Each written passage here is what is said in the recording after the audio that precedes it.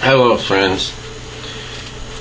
Unless you have watched the teaching I done on understanding ancient Hebrew on Genesis 1:1, as well as defining what sin is, turn off this video, because you're not going to understand it. Even when watching those and carefully meditating on them, you're still going to find what I have to say very hard to comprehend. Because when you really, well, let me start this way. When people refer to God, they speak of Him as a person. And I'm not saying that's right or wrong. But God, when you trace the name all the way back and understand the language, it simply describes one's function, power, strength, mighty. It doesn't tell us what it is. Scholars refer to it or God as a force. Now, is calling it a force the right definition? Of course not. But in our vocabulary as human beings, that's the only word we have in our itty-bitty minds to describe what it is. God simply describes one function, one attributes. When you take a look at the real close look at the word, it's a force. But we don't really know what it is, so we call it a force. And we know from this force came forth the Holy Spirit and Jesus Christ. Three separate things, but we got one in perfect harmony, one in unity. But I don't want to go off in that direction, because my point is today, when you really understand the word God, which I think we use the terminology very loosely today, and you understand sin, and when I described sin, basically all I did was show the fountainhead of how it affects man through Lucifer, and then from man, and all man comes from the seed of Adam, how it flowed down. And there was a great definition on that. In fact, myself, I think I did a great job explaining the definition of sin. But I want to take a step farther here to make you really think, because I can't answer the question. We know that Satan fell because of pride. Isaiah, I believe chapter 14, verses 12 through 14, where it shows Satan fell because of pride. Look at all the eyes. I was in the heaven. I was up my throne above the stars of God. I. Satan fell because of pride. And the reference to that in Ezekiel 28, starting with actually just read from 13 right on through, but in verse 15 it says, "And you were perfect in your ways from the days that you were created, till iniquity was found in thee." Just read the whole thing, you see where Satan was lifted up because of his beauty. But this verse here shows Satan, or not, he wasn't Satan at that time, it was Lucifer, was a created angelic being. And God creates everything perfect because He is totally pure, totally holy. I mean, our minds can't really even comprehend what this force is. What we call it God, the perfection there. And so my question is, if Satan was, I shouldn't call him Satan at this time, but if Lucifer was perfect, where did this pride come from that caused his fall? And those that know their Bible, so maybe about some I teach, I need to do more on it. You would see that man today, the core root of all sin stems from, is that pride, where it's all about me. Everything is the center around me, how it makes me feel, how it makes me look. Me. It's pride. Pride's the very core root of where all sin stems from, how it affects human beings today. But where did this pride come from, since Lucifer was created perfect? Now, I can understand hate, anger, and certain emotions and attributes that we have, because hate is a good thing. We're supposed to hate sin. Anger can be a good thing, and being angry at wrongdoing. So we have many attributes that are used, that God gave us, that we wrongfully use, but they're important to have if they're used in a proper way. Same thing when the angelic host was created, especially Lucifer, since we're talking about him. Same attributes, but there's no attributes that man needs. Like, we look at some of these things wrong, like hate, anger. The Bible even says God's a jealous God. So if there's so jealousy can't be evil, since God's a jealous, if it's used in a proper way. You know what I'm saying? So anything you have can be used for good or bad. And most of the time we use it to be centered around self, but that's different. I can have several conversations on this. I don't want to lose my focus. So where did this spirit of pride, which the Bible totally speaks totally against? The Bible speaks highly against having pride. And Job, it says, it speaks of Satan being the king over all the children of pride. We're supposed to have pride. And before I go on, let me explain that. Just briefly hit on it, because I think I did a radio already on it. We're supposed to do everything that we do to the best of our ability as unto pleasing unto the Lord, not out of pride. I don't want to get off on that issue. I think I already... It's hard to stay focused on the issue because there's so many grounds it takes you in. But my core focus is here. Where did this pride come from?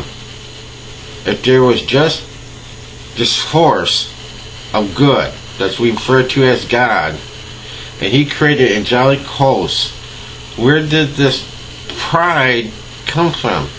Since God didn't create pride as an attribute or something that we need in us, if he didn't create us, he didn't get created also in the angelic host. Not just pride. Where did it come from? How is Satan lifted up in his own beauty? How did this pride, as in Isaiah 14, I think it's 14, 12 through 14, all this pride enter into Satan's heart? Where did it come from? Since there's been no knowledge, nothing of it. Since God created everything totally perfect, where did this come from? It couldn't have exist in him.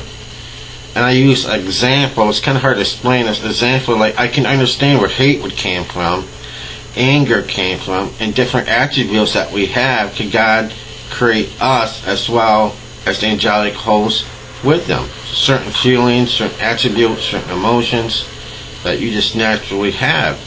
Of course, we use those wrongfully today. So Satan, probably because of anger, hate, jealousy, certain things, I could understand that. Okay, he took it too far. He did the flip side, went the other direction. I could rationalize it. But no man or angelic host we ever created with pride. Pride is the most damnable sin and the core root of all sin. So, where did this come from within Satan? The reason I say this, because this is my personal thinking, this force that we refer to as God that exists outside of our universe because He created it all. Once again, watch the teach on that ancient Hebrew in Genesis 1:1 to understand some of this stuff as well on defining what sin is. I guess what I'm trying to explain is God created all this. The Milky Way, the millions, He created it all. So God wasn't in it, floating around in the stars, looking down, saying, hey, that looked like a nice piece of rock. I think I make something out of that. No. He spoke it all into existence. So God's not of this dimension. He created all this. So outside this dimension exist things beyond our comprehension. And I believe this force that was, we can refer to it as God, totally good, that there also has to be a force of evil, something that goes beyond our comprehension, really. And you have a force of good that we refer to God, and a source of evil that we don't know what it is, but they had to coexist forever. Because if there weren't, where did the spirit of pride come from that entered Satan? He couldn't have come up with it within himself because it didn't exist. That pride wouldn't have exist. But it had to be from a force outside that he yielded to. You see what I'm saying?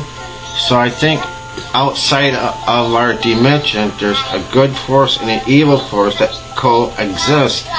And when you really stop and think about it, it makes me wonder. I get my phone to show off here.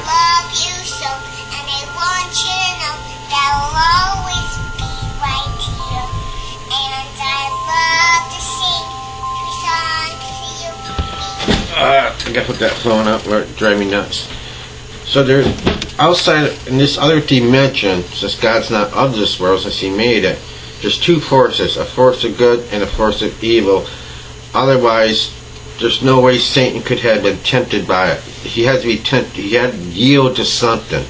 He couldn't yield within himself to come up with it because it didn't exist, being created perfect by this force of good, by God, which is no evil, no nothing about it. And it couldn't be because of His natural attributes that God give us all, comparing Saint attributes the same ones we had, being an angelic angel, you know, where He had certain attributes like anger, hate, and certain things that are good, but just used wrongfully, that caused Him to flip and go the other direction. That I could understand to a certain degree, but no man was created, well, angelic host or man in the beginning was created with this pride. So where did it come from that he yielded to, since he couldn't have been created with it? So I'm saying there has to be, in another dimension, two forces, one of good and one of evil, and they have to coexist. Let me put it this way. If everything was totally perfect, everything was always totally good from trillions of years ago, before man was even thought of, you know, could God always exist, or this force always exists, how will we ever really know the true love of God for man if we didn't know the other side as well? If all we knew is good, good, good, good, good, totally perfection, how will we appreciate God? How can we appreciate the love of God towards us if we had not known evil first? You know, think about it. If all you ever known was good, perfect, how could you appreciate or respect your Creator? It's a deep subject. I believe there always has to be a balance between good and evil. I ain't saying what I'm saying is right. If you disagree, I won't have a problem with it. But in really deep studying, this is what I'm coming up with in my thinking. If anybody else has anything different, I'd be more than willing to listen to it. I'm very open on subjects, especially on this one, because it's something I'm deriving from studying that the Bible don't get answer to. You know, I can understand sin, how it befell man through Lucifer on down to the human race, but trace it back farther yet. Where did this spirit of pride entered Satan or Lucifer to cause him to fall? And I might not explain it right, but it was not a natural attribute that God created within him. Because no man is created with pride. If man ain't created with it, if it's not a natural attribute within man, that man was never meant to have, neither was the angelic host. You know, pride is the most damnable sin there is. So how was Satan lifted up within himself, since he was created perfect by this force, by God, and it did not exist within him? There had to be an outside force of evil that he yielded to. To me, just rational thinking, but maybe one of you knows something more on the subject than I do. Maybe I take some subjects too far, but it would make a good conversation and kind of discuss them, but some people can take things beyond, I won't get into that. But it's just something I want to share with you, that at this time there's certain things I wonder about, that I think a force of good and evil has to always coexist. At least right now. It's beyond my comprehension, understanding it. But in my itty bitty human mind and the knowledge that I have, that's all I can see right now. That the evil and good have to coexist in order to have a balance. Because if everything was totally perfect, everything was always totally good, how could we appreciate it unless we have known evil first? You know, and I can go on and on, but most of it be rambling, explaining how that would work, but I'm just giving you some outlines. That's basically all it is, just outlines of my thinking, that, and I could be wrong on that, but when and I'm repeating myself, when I really study sin and I got a good got it pinpointed, did a video on it, I decided to take a step farther. Well, okay, we know the fountainhead was Lucifer to man, and I could see how that could happen, and certain things with Adam and Eve. But where did Satan get it from? Saying he was not created with that natural attribute of pride that caused him to fall. He did not fall from what was created within him in itself, because it was perfect. And he didn't use any of his natural attributes in order to cause his fall that God gives man. It had to come from an outside force that he yielded to. And we can get a deep conversation on that by also looking at Adam and Eve, what caused Adam and Eve to fall, which you really get down to the bottom of it. It was pride in self. In fact, let me see if I could quickly find some verses. I didn't mean to go here. I wasn't sure what kind of video I was going to do here. if I can find it quickly enough. But you'll find that would be in Genesis 3, one in it. In Genesis 3, look at verse 4. I'm trying to save a little time here. And the serpent said unto the woman, You shall not surely die, for God does know that the day you eat thereof, your eyes shall be opened, and you shall be as gods, knowing good and evil. See that pride? Ye shall be as gods. And when the woman saw that the tree was good for food, the lust of the flesh, and it was pleasant to the eyes, covetousness. And when the woman saw that the tree was good for food, the lust of the flesh, and that it was pleasant to the eyes, covetousness, and a tree desired to make one wise, pride. See, Satan tempted Adam and Eve with lust of the flesh. They didn't go for it. Tempted them with covetousness. Still didn't go for it. Say, I know, I tempted them so I fell. Pride, and they fell. You don't believe that is right? Look at Jesus' temptation. Lust of flesh, turn these stones into bread. What was Jesus' next temptation? Took him up, showed him all the kingdoms of the world. Covetousness, all can be yours, you serve me. Satan still, Jesus still didn't fall for it. And what was Jesus' third temptation? Pride in who he was. Cast yourself down. God has given angels charge over thee. Stop thinking about who you are. You're the man. You're God's son. Go ahead. He's going to save you. See, pride in who he was. That's how Satan worked. Lust of the flesh, lust of the eyes, and pride. In other words, immorality, lust of the flesh, lust of the eyes, covetousness, and pride. So many men that full of pride, and I show you a man that automatically has the other two attributes, immorality and a covetous spirit, because it all stems from pride. Now, how I'm getting off on that teaching, I don't know, but it does give you a definition how bad pride is. Well, we could get into Adam and Eve, into their fall, and compare it to Satan's fall, but we could spend hours on that, and I did keep videos short because people's attention spans aren't that long.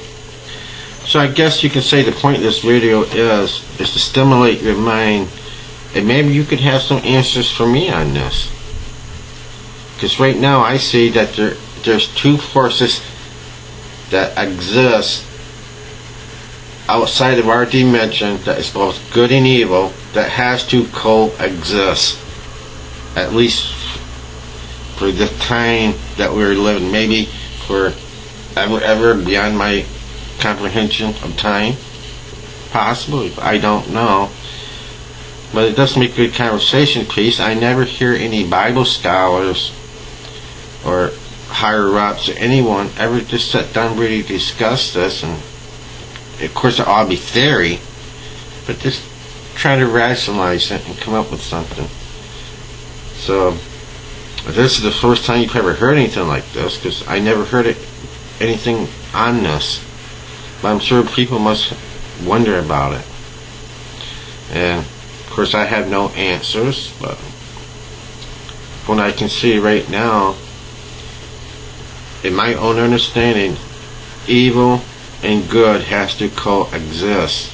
There has to be a balance, but you have a choice and what you can prefer. But I don't want to get into all that. So I'm just giving you some dark thinking that lies in the deep dark corners of Hillbilly Mouse mind, and